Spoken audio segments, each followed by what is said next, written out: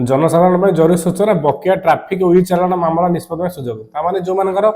रास्तार जा समय ट्राफिक चालान कटि जाए से चालान से पे करना तो ताप आउ गोटे सुजोग आसी जार चालान कटिनी से 14 मार्च 2026 तारीख ठू आपण मैंने 31 मार्च 2026 मध्य ऑनलाइन माध्यम आप चालान काटी पारे से वेबसाइट रही ई चालान .परिवहन.gov.in आपण मैंने 31 मार्च 2026 भितर आप चालान काटी पारे जदि आप चालान न काटुन से आपण लोक दल को चली आपण मान घर को बारंबार नोटिस भी आसीपर कि आपंकर पेंडिंग अच्छी ट्राफिक फी तो यही सुजोग हाथ छड़ा करूँ ना तो 31 मार्च भितर आपण मैंने काटी दिखाँ जदि या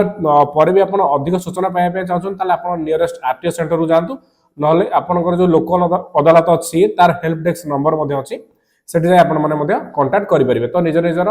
लोक अदालत अलग अलग नंबर थाए तो सेटा आप नियरेस्ट पाइपर इनफॉरमेशन वीडियो पे हम यूट्यूब चैनल सब्सक्राइब करूँ इंस्टाग्राम फॉलो करूँ लाइक शेयर कमेंट करूँ जो मैंने पेमेंट करना ट्राफिक ई चालान मैंने बकिया फीटा तो से निहत भाव में 31 मार्च भितर 2026 भितर आप पेमेंट कर।